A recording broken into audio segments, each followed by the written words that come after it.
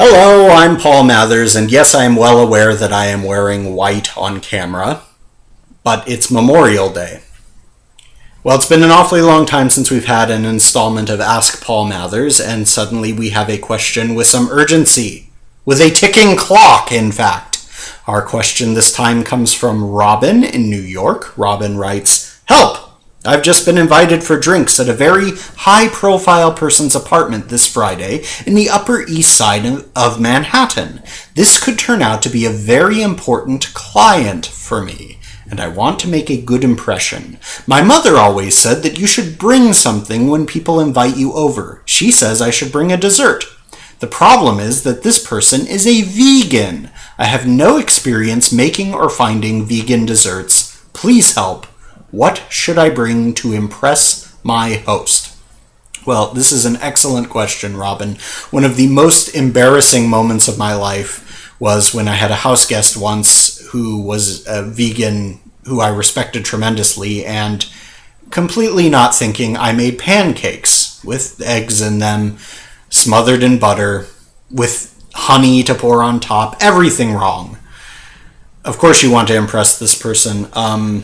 And I'm inclined to agree with your mother that desserts are generally a good idea in this situation, and as usual, I will recommend a book. Vegan Cupcakes Take Over the World, which, as you well imagine, is a vegan cupcake cookbook by Isa Chandra Moskowitz and Terry Hope Romero.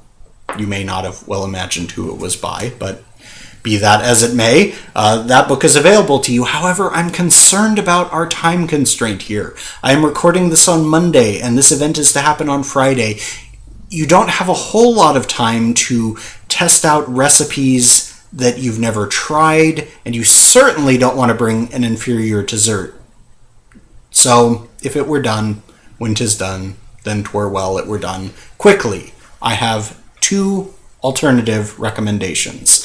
One is what I call a Cicero gift. Cicero, as you know, the great Roman orator, once said, "He who has a garden to tend and books to read wants for nothing."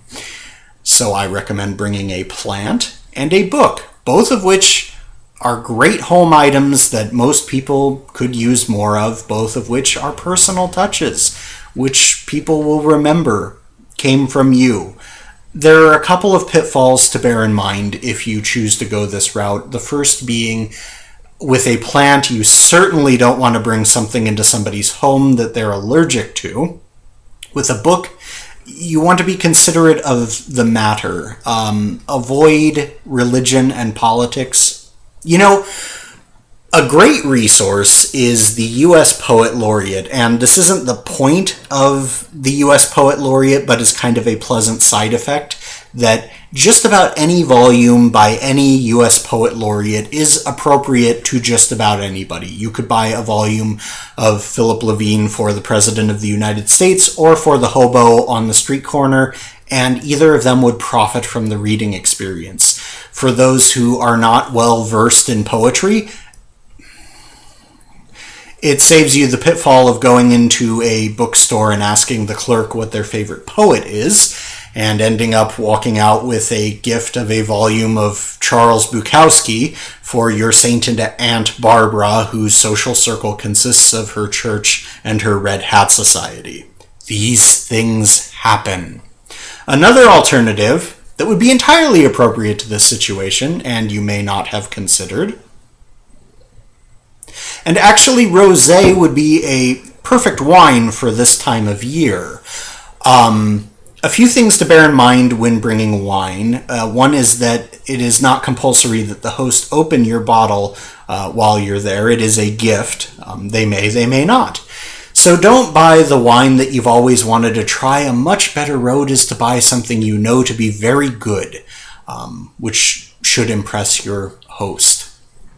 And it also has the added benefit that if this is an occasion where several other people have been invited, maybe you'll be lucky, and any host's nightmare that they accidentally invited a poet, and come around 9 o'clock they're running out of wine. Well, here you come with yours. This should stave off Bukowski while they pop down to the liquor store and buy another case. So hopefully this will help. If any of you out there have questions for Ask Paul Mathers about culture, arts, literature, taste, fashion, write to the address above if you're reading and watching this on Facebook, the address below if you're reading and watching this on my blog. There is another consideration that your host may not drink wine. In which case, you may want to consider if this is somebody you actually want to associate with. Ta-ta.